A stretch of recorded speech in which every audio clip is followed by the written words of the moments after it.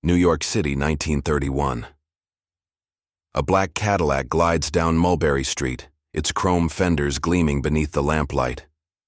Inside sits Charles Lucky Luciano, impeccably dressed, unbothered, untouchable. He's not carrying a gun. He doesn't need one. His weapon is organization. He leans toward his driver. Luciano declares, "We're not thugs. We're businessmen. We just do business. Different." And that's exactly what the Mafia became. A business empire. An empire without borders, without taxes, without mercy. From the 1920s through the 1980s, the Mafia turned blood into profit and crime into commerce. They sold what governments outlawed. They controlled what people couldn't resist, and they taxed what others built. Across decades, the Mafia's influence spread from the back rooms of Little Italy to the boardrooms of Las Vegas. Their portfolio included everything from gambling and liquor to garbage collection, drugs, construction, and Wall Street rackets. But behind every dollar was a system, structured, disciplined, and ruthless. Each dollar told a story of greed, innovation, and fear. This is not a story about violence. This is the story of money. The story of how the Mafia made it, hid it, laundered it, and built an underground empire that rivaled legitimate corporations in wealth and reach. Before there were skyscrapers in Manhattan, there were corner boys collecting envelopes. Before there was Wall Street fraud, there was a guy with a cigar running numbers in a Harlem barbershop. And before America outlawed vice, the Mafia made sure to own it. Each racket was a pillar of power. Each dollar, a brick in the foundation of organized crime. Let's open the books, the real books, and follow the money trail that built the American Mafia. Chapter 1. The Liquor Empire, Prohibition, and the Birth of the Mob, 1920. America goes dry. The 18th Amendment outlaws the manufacture, sale, and transport of alcohol. The government celebrates what it calls a victory for morality. But in the alleys of New York and Chicago, another kind of celebration begins. A new American gold rush. The Mafia calls it business. The newspapers call it bootlegging. Frank Costello later summed it up best. They gave us Prohibition, and we gave them the American Mafia. Liquor became liquid gold, and in less than a decade, the Mafia turned America's thirst into an empire worth billions. By 1927, Al Capone's Chicago operation alone was making $60 million a year, the equivalent of nearly $1 billion today.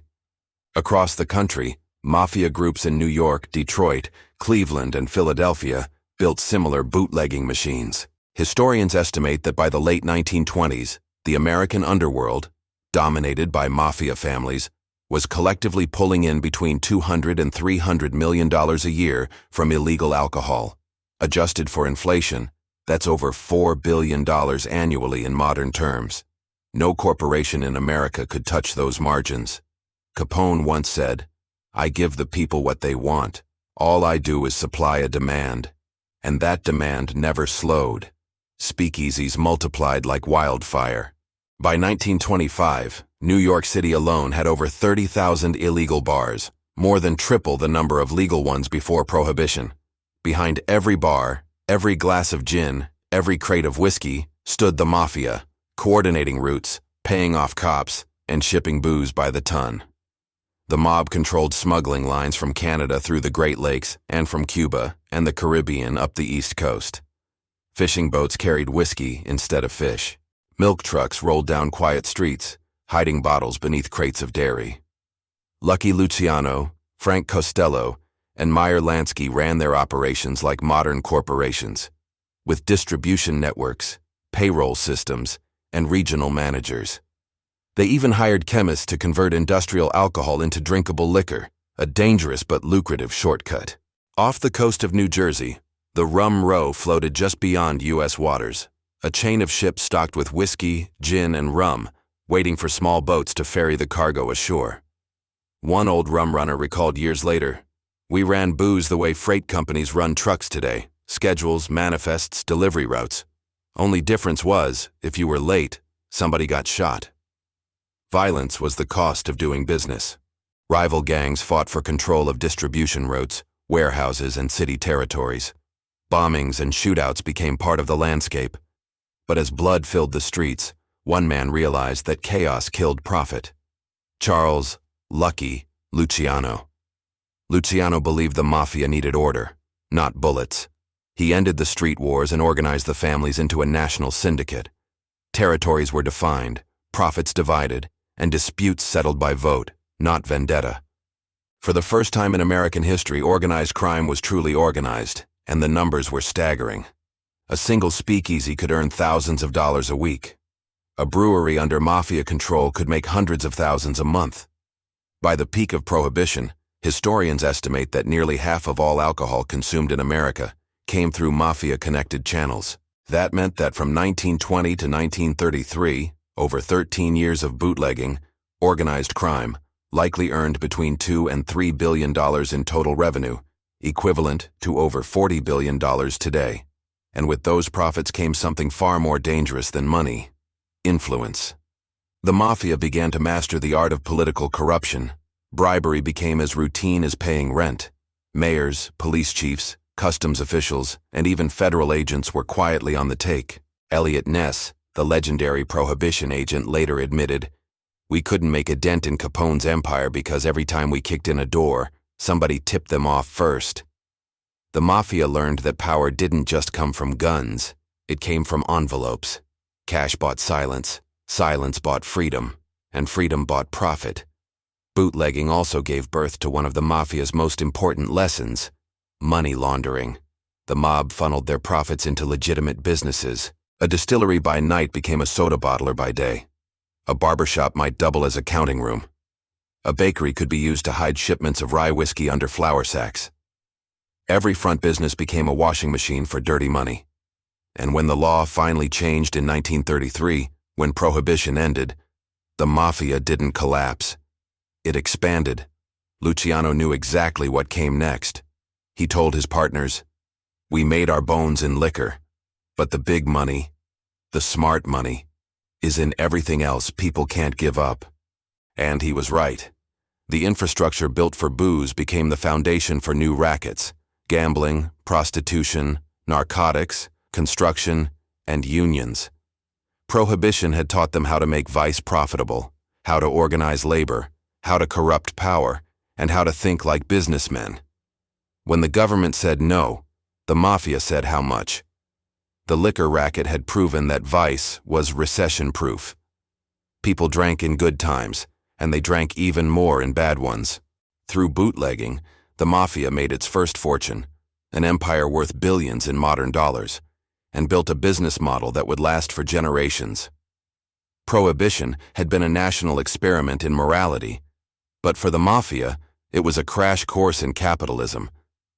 From the alleys of Chicago to the docks of New York, the mob had learned to turn law into opportunity, vice into value, and crime into an industry. The liquor racket didn't just make them rich, it made them unstoppable, because once the glasses stopped clinking, the dice started rolling. Chapter 2. The Gambling Syndicate. How the Mob Bet on America. The sound of dice, the rustle of cards, and the quiet whisper of money changing hands. For the Mafia, gambling wasn't just a racket, it was a religion. From backroom poker tables to billion-dollar casinos, gambling became the Mafia's most enduring and profitable business. It started long before Las Vegas glittered in the desert. In the 1920s and 30s, illegal gambling thrived in the shadows. Policy rackets, horse betting, numbers games, and backroom casinos hidden behind barbershops and candy stores. For ordinary Americans, the numbers racket was entertainment, a poor man's lottery. For the Mafia, it was a financial engine that never stopped. In New York, the numbers racket was pulling in over $20 million a year by the mid-1930s. And that was just one city. Across the country, from Detroit to New Orleans, every major Mafia family ran some version of it. By conservative estimates, the Mafia made over $100 million a year nationwide from illegal gambling by the end of the 1930s, nearly $2 billion a year in today's money. And the best part? There were no victims. No one complained. No one called the cops. The money came quietly, one nickel, and one bet at a time. Meyer Lansky, the Mafia's unofficial banker, once said, "Gambling's the only business where the customer never blames you for losing." And Lansky meant business. He helped transform small-time gambling into a multi-state empire.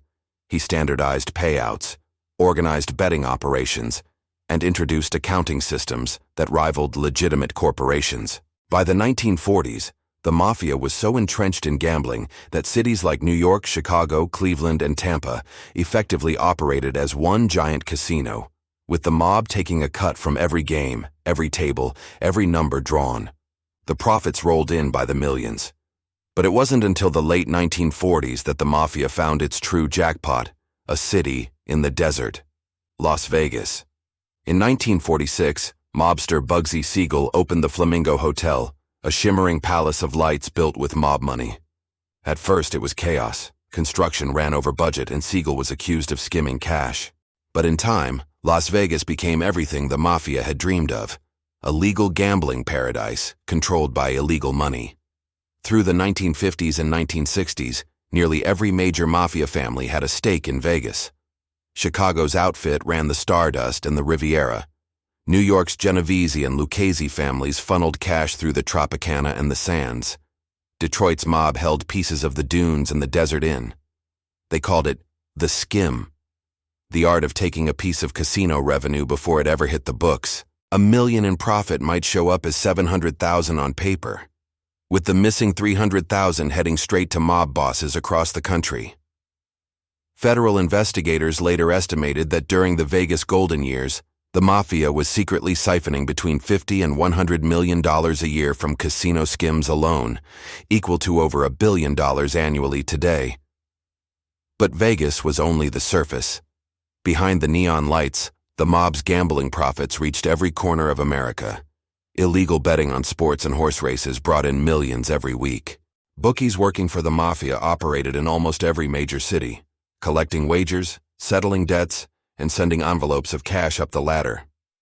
By the late 1960s, the FBI estimated that the Mafia's total income from gambling exceeded $7 billion a year in today's money. That made gambling the single largest source of revenue for organized crime, even bigger than narcotics at the time. In the back rooms of Little Italy, old-timers liked to joke, "Liquor made us rich, gambling made us kings." And in a way, they were right. The gambling racket didn't just make money, it made legitimacy.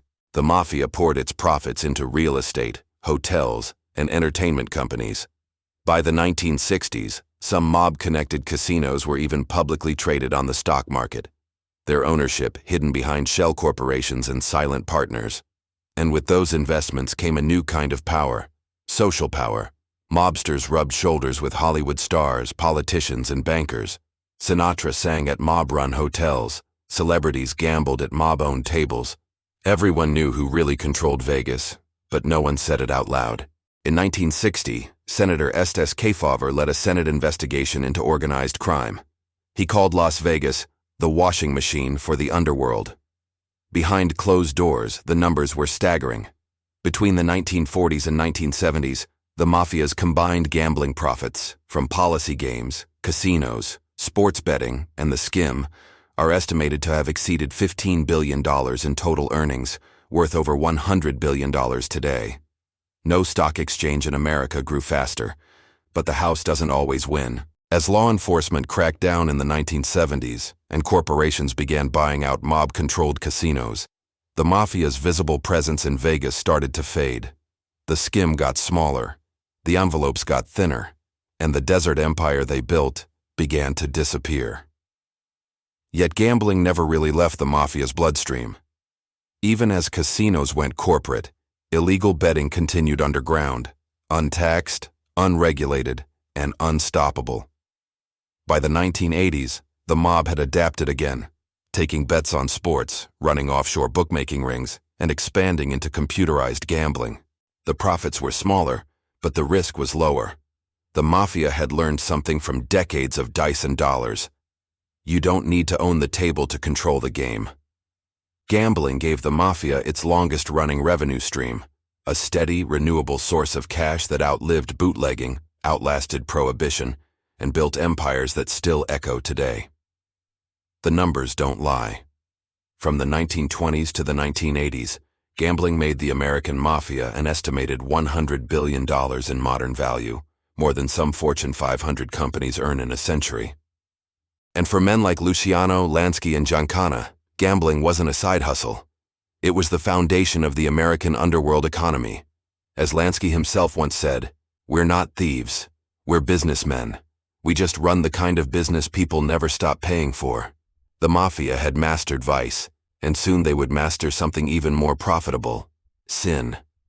Because after the dice stopped rolling, the girls took the stage. Chapter 3. The Flesh Trade: How the Mafia Profited from Prostitution and Vice. The lights dim, the doors lock, and the cash starts flowing. If gambling was the Mafia's heartbeat, vice was its bloodstream, a darker, more secret source of profit. From the earliest days of the American underworld, the Mafia understood one simple rule: when it comes to pleasure, people always pay. Prostitution wasn't new to America, but under Mafia control it became an industry, organized, protected, and ruthlessly monetized. In the 1920s and 1930s, Italian and Jewish mobsters in cities like New York, Chicago, and New Orleans built prostitution rings that ran like businesses. Madams paid protection fees to keep the police away. Pimps kicked up a percentage to their local Mafia boss. And the girls, most of them desperate, poor, or trapped, were treated as property.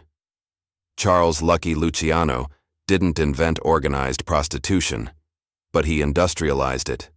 During the early 1930s, Luciano controlled over 200 brothels across New York City, from Harlem to Hell's Kitchen. At their peak, those brothels made $10 million a year, nearly $200 million today, all of it tax-free and laundered through massage parlors and boarding houses. Luciano saw prostitution not as sin, but as supply and demand. He once said privately, "Every man's got a weakness. All I do is make sure they pay for it." He organized his operations like a corporation. Bookkeepers handled profits. Enforcers handled discipline. Lawyers handled the cops. Madams were required to keep records of clients' prices and payments, information the mob could use for blackmail if needed. Even the competition was monetized. Independent brothels that refused to pay protection were vandalized, raided, or burned out of business. By the mid-1930s, the prostitution racket in New York alone was estimated to be worth over $20 million a year, and Luciano's organization controlled most of it. But when he was arrested in 1936 on vice charges, the operation didn't die. It evolved. After Luciano's conviction, the Mafia moved prostitution deeper underground. They shifted to call services, nightclubs, and cabarets. Pimps became managers, brothels became hotels, and the cops kept taking envelopes. By the 1940s, Vice had become a national network. In Chicago, the outfit controlled entire red light districts, earning millions from brothels that lined the South Side. In Tampa and Miami, mobsters linked to the Trafficante family ran prostitution alongside gambling and narcotics. And in Las Vegas, what happened in the casino often continued in the penthouse, for a price. FBI estimates from the 1950s suggested that organized prostitution nationwide generated over $100 million a year, the equivalent of roughly $1 billion annually today. It was low risk, high return, and endlessly renewable. But the Mafia's grip on the flesh trade wasn't limited to traditional prostitution. They also controlled burlesque theaters, strip clubs, and adult bookstores, every venue where vice met entertainment. By the 1960s, mob families in New York, Chicago, and Los Angeles were deeply invested in the adult entertainment industry. They financed pornographic film studios, owned peep shows in Times Square, and took protection money from adult theaters. The Gambino family, for example, was reported to earn up to $25 million a year from Manhattan's adult nightlife during the 1970s. It wasn't just about selling sex. It was about controlling the spaces where it was sold. Clubs, bars, and massage parlors became cash laundries for other criminal income. Vice money came in dirty and went out clean. And as the decades rolled on, the business only grew. From brothels and cabarets to pornography and strip clubs, the Mafia made billions, turning desire into a commodity. Between the 1930s and the 1980s, historians estimate that organized crime earned between $5 and $7 billion in total revenue from prostitution and related vice industries, roughly $70 billion in modern value. But there was always a darker side. Many of the women caught in these rackets were trafficked, addicted, or trapped by debt. To the mob, they were not employees. They were assets. The human cost of the Mafia's flesh trade is still being uncovered. Stories of coercion, violence, and control buried under decades of silence. In private conversations recorded by the FBI, one New York mobster put it bluntly, "You can sell a girl 10 times a night, a diamond only once." That line captured everything about the Mafia's approach to money, efficiency, cruelty, and profit above all else. But by the 1980s, things began to change. Law enforcement cracked down. Social movements shifted public opinion. And new technologies, from videotape to the internet, began to take sex work out of the Mafia's hands. Their brothels closed. Their strip clubs went corporate. Their protection rackets dried up. The Mafia lost control of one of its oldest and most profitable enterprises. But the lessons they learned in vice never disappeared. They learned how to launder cash, bribe officials, and exploit human weakness. Lessons they would later use in every business they touched. For half a century, the Mafia had made fortunes from America's hidden desires. The profits were enormous, the damage immeasurable. From the alleyways of Manhattan to the casinos of Nevada, the mob turned lust into currency, and America paid the price. Because for the Mafia, morality never mattered. Only the margin did.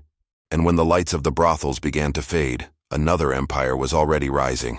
An empire built not on sin, but on cement. Chapter 4. Concrete and Corruption. How the Mafia took over construction and unions. The sound of jackhammers, the clatter of steel beams, and envelopes of cash quietly changing hands in smoky offices. The Mafia's next empire wasn't in booze or gambling. It was in bricks, cement, and labor contracts. By the 1950s, organized crime had discovered a new gold mine, the construction industry. From high-rise buildings in Manhattan to sewer projects in Chicago, the Mafia inserted itself into every stage of development. The key was the union. The Mafia didn't just hire workers, they controlled them. Local unions became their armies. Union leaders who didn't cooperate were intimidated, bribed, or replaced. Through unions, the Mafia controlled wages, hiring, and strikes. Labor racketeering became an art form. A classic example, the concrete industry. In New York, the Genovese and Gambino families essentially held a monopoly over concrete pouring and trucking. They enforced their control through the Concrete Club, a cartel of contractors who paid the Mafia for each project. As one contractor later admitted under FBI questioning, if you wanted a building poured, you had to pay the mob, and if you didn't, forget it. The unions wouldn't show up, the trucks wouldn't move, and the inspectors would find a reason to shut you down. The profits were enormous. The Mafia skimmed money at every level.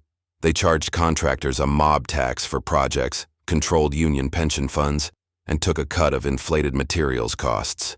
Bribes to city inspectors and politicians ensured their empire operated with minimal interference. By the 1960s, estimates suggest that organized crime controlled over 75% of the concrete pouring and trucking in New York City, generating $50 million a year, over $500 million in today's money, just from that sector alone. Union corruption extended beyond concrete. The Teamsters, for example, became a Mafia powerhouse under figures like Jimmy Hoffa.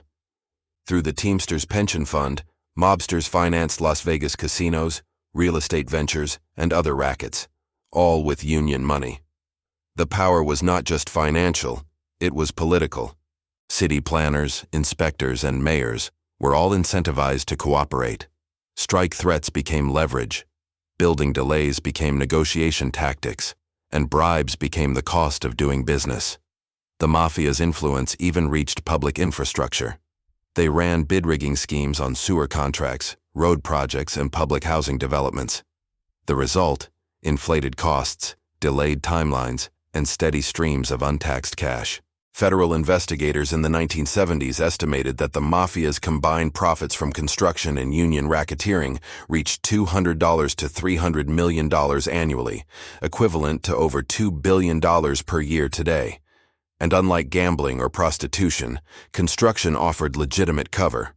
No one questioned a truck delivering concrete. No one suspected a union meeting. The system was simple. Control the union. Control the workers. Control the projects. Take a cut at every level. This strategy allowed the Mafia to influence cities at the highest level. Developers, politicians, and labor leaders were all entangled in a web of bribery, extortion, and intimidation. The mob also innovated ways to expand nationally. Through interfamily agreements, Mafia families in New York shared control of contractors and unions in New Jersey, Pennsylvania, and beyond. Chicago's outfit ran its own union schemes, while the Trafficante family handled Florida. The Mafia was no longer just a street gang. It was a corporate criminal enterprise, using unions as both a revenue source and a tool for influence. One mob insider explained it plainly. With the unions, we don't just make money, we make the rules. And the numbers proved it. Between the 1950s and 1980s, historians estimate that organized crime earned between $10 and $15 billion in total revenue from construction and union racketeering, roughly $150 billion in today's dollars. These profits funded other ventures, casinos, narcotics, real estate, and international investments. They also bought silence, protection, and power, the kind of influence money alone cannot command. By controlling concrete, cement, and unions, the Mafia had cemented its grip on American cities. From the skyscrapers of Manhattan to the highways of Chicago, mob influence shaped the skyline, the economy, and the political landscape. The lesson was clear. Control labor, control money, control cities. And with construction as their empire, the Mafia had mastered a business that could not be outlawed, taxed, or fully eradicated. At least not without tearing down the very infrastructure of the nation. By the end of the 1970s, construction and union racketeering had become one of the Mafia's largest and most profitable sources of income, rivaling even gambling in long-term earnings. The streets had taught them how to run small operations. Bootlegging had taught them national organization. Gambling had taught them risk, management, and diversion. Construction taught them power. And as the Mafia stacked bricks, poured concrete, and collected envelopes of cash, one fact became undeniable. When the Mafia wanted to build, they didn't just construct buildings, they built empires. Chapter 5. The Numbers Racket, How the Mafia Ran America's Lottery Underground. The scribble of chalk on a board, the crinkle of paper slips passed hand to hand, and the quiet hum of cash moving faster than the law could track. This was the Mafia's lottery, America's illegal numbers game, and it was more profitable than most legitimate businesses. By the 1920s, illegal betting on numbers was a thriving underground economy. It started small, in Italian and Jewish neighborhoods of New York, in corner stores, barbershops, and candy shops. People would bet nickels and dimes on 3-digit numbers. The winning numbers? Pulled from newspapers, stock tickers, or even the last digits of horse races. It wasn't just gambling. It was a way of life. For the Mafia, the numbers racket became an unstoppable cash machine. Every bet collected, every payout delayed, every runner employed, all funneled profits upward through the crime families. By the 1930s, the Genovese, Gambino, and Lucchese families had consolidated control over Manhattan's numbers games. One mob insider told the FBI, "We don't just take bets, we run the whole city like a lottery office." The system was sophisticated. Numbers runners collected daily bets from local neighborhoods. Bookkeepers kept meticulous records. Payoffs were distributed to the bosses at the top, and the profits were enormous. A single neighborhood could generate $10,000 to $15,000 a week in the 1930s, the equivalent of $200,000 to $300,000 today. Multiply that across dozens of neighborhoods, and the revenue quickly climbed into tens of millions annually. By conservative estimates, New York's numbers racket alone brought in over $20 million per year in the 1930s, roughly $400 million in today's money. And it wasn't limited to New York. Philadelphia, Boston, Chicago, Detroit, and New Orleans all had thriving numbers operations under Mafia control. By the 1950s, federal investigators estimated that organized crime was earning more than $100 million a year nationwide from numbers games, over $1 billion annually in today's dollars. Unlike gambling in casinos, numbers games had almost zero overhead. No buildings to rent, no dealers to pay, just runners, a ledger, and the envelope system. And the Mafia perfected both the business and the psychology. They allowed small payouts to encourage repeat play. They kept neighborhoods loyal by investing in local shops and churches. And they used intimidation to ensure everyone paid. For the average player, the numbers game was harmless entertainment. For the Mafia, it was a daily cash flow that never stopped. Meyer Lansky once described it succinctly. The numbers are like printing money. The house always wins. And the house always did. The operation was scalable. Families could expand into new territories, absorb competition, and diversify bets. When a runner retired, another stepped in. When a neighborhood resisted, a threat or a payoff kept it compliant. By the 1960s, the Mafia's numbers empire had become one of the largest and most consistent revenue streams in organized crime. Estimates suggest that from the 1930s through the 1970s, total cumulative earnings from the numbers racket may have exceeded $3 billion, nearly $40 billion in modern dollars. This money didn't just sit in bank accounts. It funded casinos, mob-run unions, and real estate schemes. It allowed families to maintain influence over police precincts, city councils, and even judges. And like all Mafia operations, it was layered with protection and secrecy. Bookkeepers were insulated from runners. Runners never met the bosses. Money moved quietly, without attracting attention, until it did. When law enforcement attempted raids or prosecutions, the Mafia responded with corruption. Bribes to police officers, politicians, and judges ensured that investigations stalled. The numbers racket was untouchable, a money machine hidden in plain sight. The human side of the game was equally calculated. Families often invested a portion of the revenue into neighborhoods, building loyalty and goodwill. They supported local churches, helped struggling businesses, and provided cash to families in need, all while maintaining a tight grip over the flow of money. It was charity with strings, and those strings kept communities complicit, if not compliant. By the 1970s, despite federal crackdowns, the numbers game remained a backbone of Mafia income. Even as legalized lotteries began to emerge, the Mafia had perfected methods of adapting, running clandestine betting operations on sports, horse races, and even early forms of computerized betting. The lesson was clear. A low-risk, high-reward system that people trusted would always be profitable. And with tens of millions of bets moving daily, the Mafia had a system more reliable than any bank or stock exchange. In the end, the numbers racket taught the Mafia something crucial. Profit wasn't always about high stakes. Sometimes it was about volume and consistency. Thousands of small bets added up to billions over decades. From the neighborhoods of New York to the streets of Chicago, the Mafia turned a simple lottery into an empire that fed families, funded empires, and cemented their hold over cities. When combined with bootlegging, gambling, prostitution, and later construction, the numbers racket became an integral part of the Mafia's financial foundation, contributing billions in profits over the course of the 20th century. It was invisible, it was untouchable, and it was extraordinarily profitable. And as the envelopes of cash continued to circulate, one truth remained undeniable. In the world of organized crime, the numbers always added up. Chapter 6. Drugs: How the Mafia Turned Vice into a Global Business.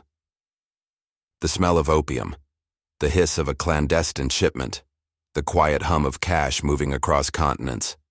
Drugs were the Mafia's most dangerous business, and its most lucrative.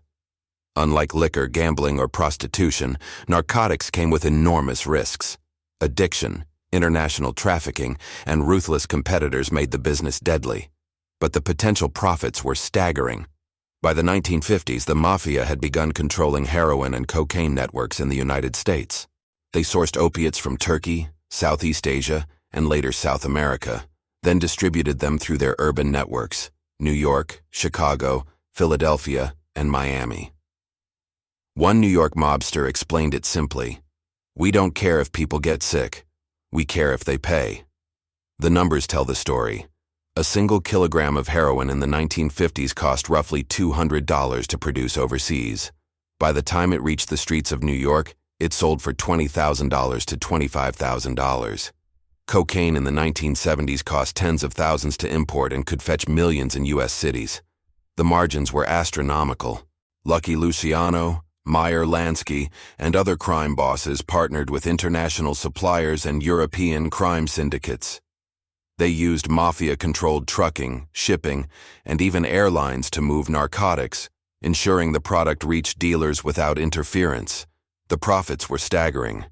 By conservative estimates, the Mafia was earning $50 million annually from narcotics by the late 1950s, roughly $500 million in today's money. As distribution expanded in the 1960s and 1970s, some analysts estimate that annual revenues from drugs reached $200 to $300 million per year, or $2 to $3 billion in modern dollars.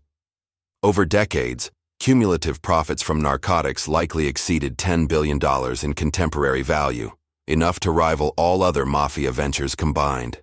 But drugs brought more than money. They brought attention. The federal government, the FBI, and the DEA all prioritized narcotics, making it the riskiest Mafia operation. Rival gangs, street violence, and international cartels made every shipment a potential disaster. Yet the Mafia persisted. They adapted. When law enforcement tightened in New York, distribution moved to New Jersey. When cartels emerged in South America, Mafia partners negotiated for exclusive shipments. When the street market became dangerous, they diversified, running both wholesale operations and neighborhood-level dealers. The business was sophisticated. They used accountants, lawyers, and front businesses to launder profits. Cash moved through restaurants, trucking companies, and unions. Banks, even legitimate ones, unknowingly processed payments. As a result, narcotics became a global enterprise controlled locally by Mafia families, but coordinated internationally. And the profits fueled other ventures. Drug money was reinvested into gambling, construction, real estate, and even political influence. The Mafia's drug profits allowed them to bribe officials, buy silence, and expand other enterprises. One veteran FBI agent recalled, "They didn't just sell drugs, they used them to buy the city." Drugs also shaped Mafia culture. They forced families to become more clandestine, more networked, and more global. The money wasn't just cash. It was leverage, power, and influence.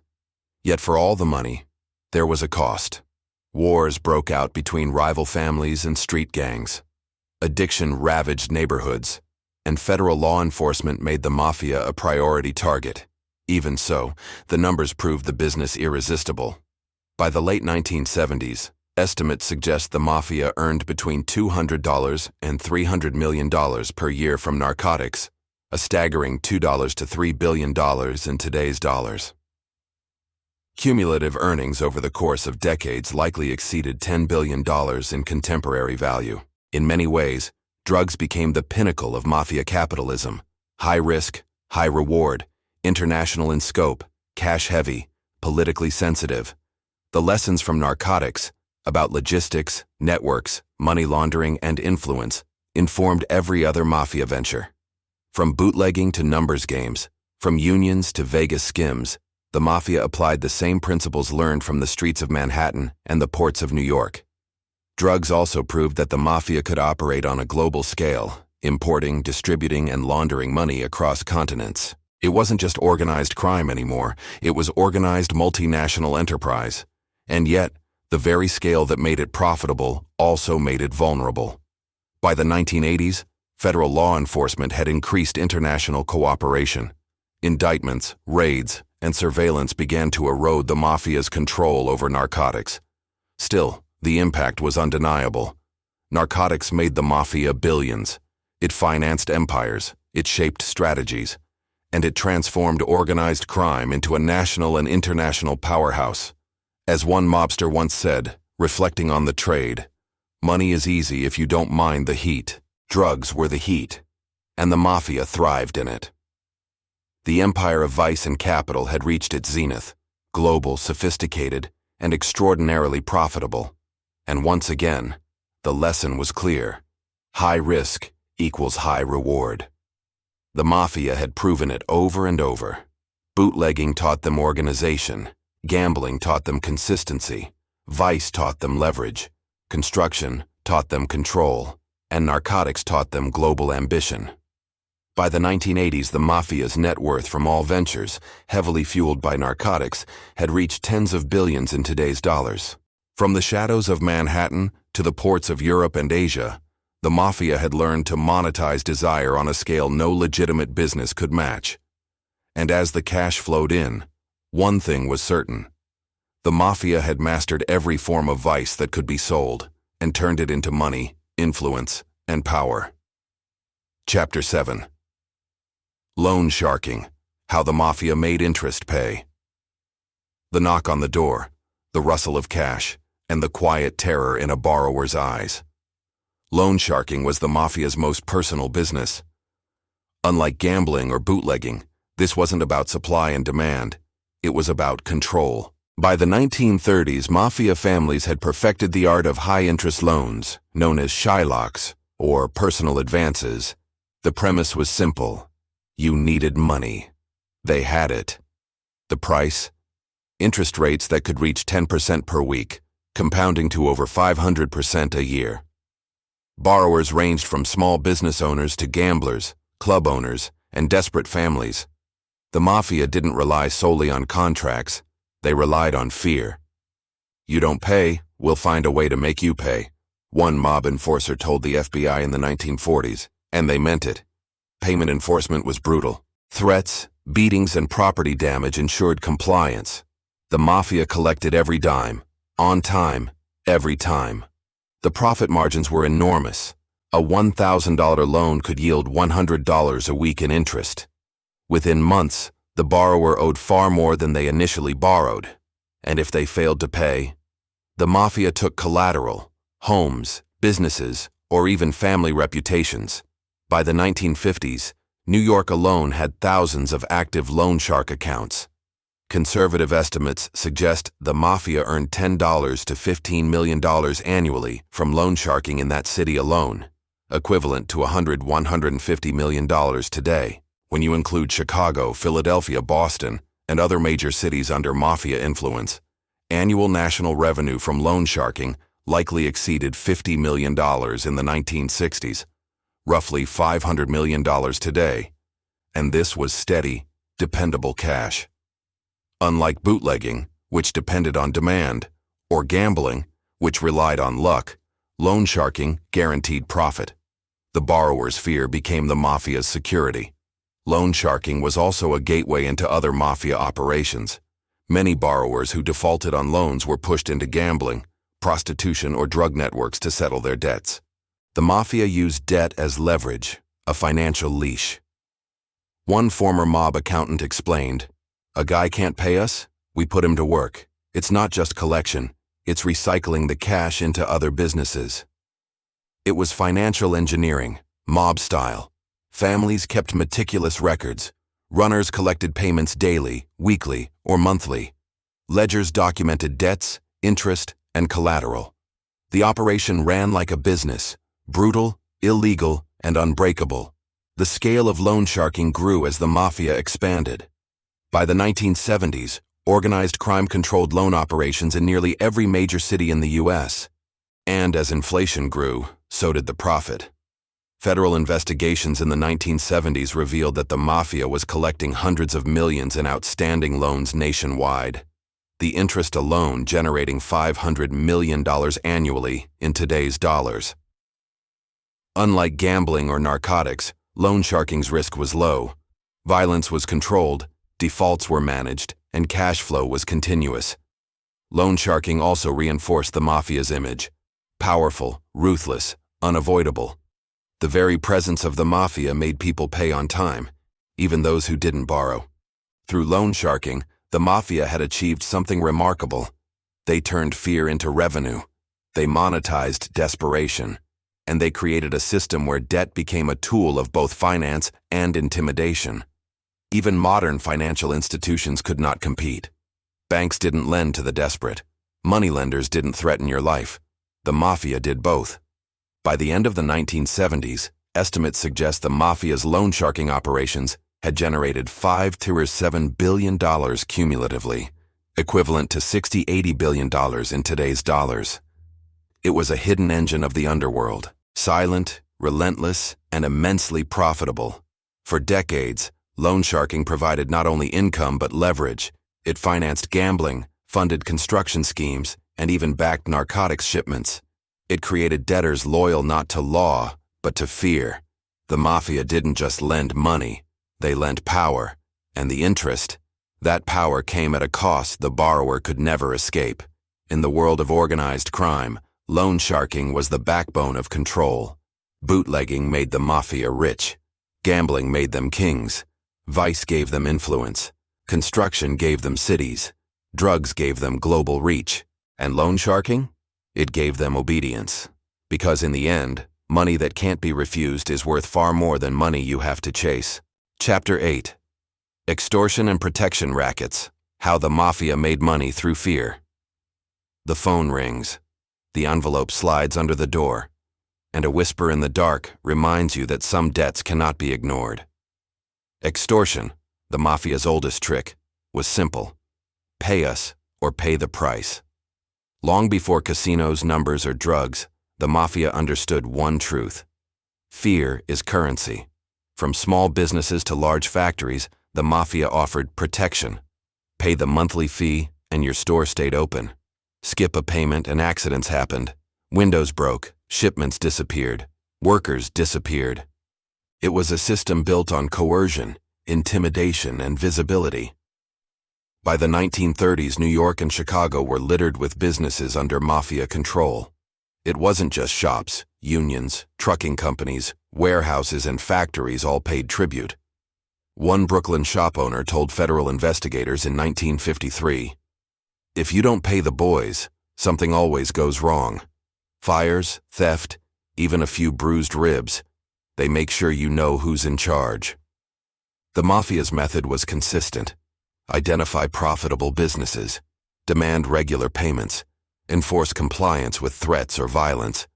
The money rolled in. A single small business could pay $500 to $1,000 a month in protection. Roughly $5,000, $10,000 today. Larger factories or contractors could pay tens of thousands per month. Multiply that by hundreds of businesses across a city, and the revenue becomes staggering. By the 1940s, extortion alone brought in tens of millions annually for the Mafia, over $400–500 million in today's money. The racket extended far beyond storefronts. Bars, nightclubs, construction sites, trucking companies. Any enterprise at risk from union disputes or competition became a candidate for protection fees. The system was not always violent. Sometimes a presence was enough. A man in a suit, a known enforcer walking past your store, that was payment pressure. And yet, when necessary, violence was swift and decisive. The Mafia understood that fear was a form of leverage. No one could refuse once the precedent was set. By the 1960s and 1970s, extortion had evolved into a complex revenue stream. Businesses were paying monthly, weekly, sometimes daily. Money wasn't just skimmed, it was contractual, and families competed to ensure territory was controlled efficiently. Chicago's outfit, for example, ran protection schemes on almost every major nightclub and trucking company in the city. In New York, extortion permeated garment districts, shipping docks, and the restaurant business. Estimates from federal investigations suggest that the Mafia's national revenue from extortion and protection rackets reached $100–150 million per year, roughly $1 to $1.5 billion in today's dollars. Cumulative earnings from 1930 through the 1970s may have totaled $5–10 billion, equivalent to $70–100 billion today. Extortion wasn't just about money, it was about power. It reinforced the Mafia's image as untouchable. It created compliance without contracts. It allowed families to expand into new ventures with minimal risk. The Mafia often combined extortion with other rackets. Loan sharking, gambling, and construction were all amplified when protection fees were applied. A contractor who paid protection also got access to union labor. A bar that paid protection could safely host a numbers operation. The web of influence was total. One mob boss, speaking to an undercover agent, summarized the philosophy. Money is easy if you're feared. Fear is money if you're smart. And they were both. Extortion also created long-term, low-risk income. Unlike gambling, which was subject to chance, or narcotics, which brought federal attention, protection rackets provided steady cash flow. The Mafia didn't have to produce anything. They simply collected what already existed, legally or illegally, under threat. The strategy worked so well that even after many other Mafia operations declined, bootlegging ended, some unions were cleaned up, gambling became legal, extortion remained a consistent source of income. By the 1970s, extortion had become a cornerstone of Mafia business strategy. It generated billions over decades, reinforced territorial control, and created a culture of fear that extended from Manhattan to Miami, Chicago, to Las Vegas. Extortion and protection weren't glamorous. They didn't make headlines like bootlegging or Las Vegas casinos, but they made the Mafia rich, powerful, and untouchable. And in the end, the numbers proved it. Peak annual revenue, $150 million year, $1.5 billion today. Cumulative revenue, 1930s, 1970s, $5 billion, $100 billion today. The Mafia had learned a crucial lesson. Fear can be monetized, threats can be banked, and influence can be converted into cash. Extortion was the invisible hand of organized crime, a constant silent force behind the empire of vice and capital. The Mafia had learned to monetize every opportunity: desire, addiction, labor, and now fear itself. And as envelopes of cash continued to circulate, one truth was undeniable. Where the Mafia ruled, paying for protection wasn't optional. It was survival. Chapter 9. Investments and money laundering. How the Mafia turned crime into capital. Stacks of cash, front businesses, and the quiet whir of accountants working behind closed doors. By the 1970s, the Mafia had learned a final, crucial lesson. Crime is only as profitable as you can protect and grow it. And that meant turning dirty money into legitimate wealth. Bootlegging had taught them about cash flow. Numbers games taught them bookkeeping. Construction taught them networks. Drugs taught them logistics. Extortion taught them leverage. Now it was time for the final step: laundering and investing their profits. The Mafia bought restaurants, trucking companies, laundries, car dealerships, and even hotels. These weren't just businesses.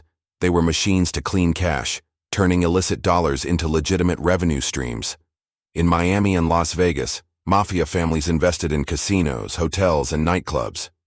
Money from gambling, drugs, and prostitution flowed through these businesses, appearing legal on balance sheets. One Mafia accountant once explained to an undercover agent, "We take dirty money, run it through a business, and suddenly it's ours to spend anywhere." The scale was enormous. By the 1980s, investigators estimated that the Mafia had billions in laundered assets. Estimates suggest that $2 to $3 billion per year in revenue from all operations passed through legitimate fronts, equivalent to 20 to 30 billion in today's money. Real estate was another major avenue. From New York skyscrapers to Florida condos, Mafia families invested in properties both to grow wealth and to launder cash. The Mafia didn't just buy land, they bought influence. Union pension funds, especially through the Teamsters, became massive vehicles for investment. Through these funds, the Mafia helped finance Las Vegas casinos, construction projects, and other high-return ventures, all while masking the source of funds, and the profits compounded. A single property purchased in Manhattan in the 1970s could generate millions in rental income while simultaneously laundering drug, gambling, and extortion proceeds. By the 1980s, Mafia families had accumulated cumulative wealth across all ventures estimated at $20–40 billion in today's dollars, possibly higher if hidden assets are considered. Money laundering wasn't just a financial tool, it was a shield. It insulated bosses from law enforcement. It allowed families to live like legitimate tycoons, luxury cars, yachts, high-end restaurants, and international travel, all funded by crime, but obscured by layers of legal business. One FBI report from the 1980s summarized the strategy. Organized crime has learned to hide its profits in plain sight. The money is everywhere, invested, laundered, untouchable. The Mafia's investments also ensured intergenerational wealth. Family members could inherit legal businesses, continuing the dynasty while keeping illicit origins invisible. And as the decades progressed, the Mafia diversified even further. Shipping companies to mask narcotics and gambling profits, restaurants and nightclubs as cash-intensive businesses for laundering, hotels and real estate for long-term appreciation. Every revenue stream, from bootlegging to narcotics, funneled into legitimate avenues. By the late 1980s, law enforcement estimates suggest the Mafia's cumulative earnings across all streams – bootlegging, gambling, prostitution, construction, narcotics, loan sharking, and extortion – exceeded $50–70 billion in today's dollars. And that didn't include hidden offshore accounts, unrecorded cash stashes, or undetected investments. Through careful investment, sophisticated money laundering, and strategic diversification, the Mafia had transformed street-level crime into a financial empire rivaling legitimate corporations. The legacy was clear. Bootlegging taught them opportunity. Gambling taught them scale. Prostitution taught them leverage. Construction taught them control. Drugs taught them global ambition. Loan sharking taught them fear as a financial tool. Extortion taught them influence as income. Investments in laundering taught them permanence. From a few thugs in Sicily to international crime families, the Mafia had created a system that could generate wealth across generations, insulated from law enforcement, and diversified across industries. By the 1990s, as prosecutions and indictments increased, the Mafia adapted once again. Businesses were restructured, cash flow was hidden more effectively, and investments went deeper offshore. The empire had survived more than a century, not by chance, but by understanding how money works, and how power works through money. The Mafia had not only made money, it had built an empire, transformed illicit revenue into legitimate capital, and demonstrated how organized crime could operate at a level rivaling the world's largest corporations. And as envelopes of cash, investment portfolios, and property deeds circulated quietly, one truth became undeniable. The Mafia didn't just make money, they made money work for them.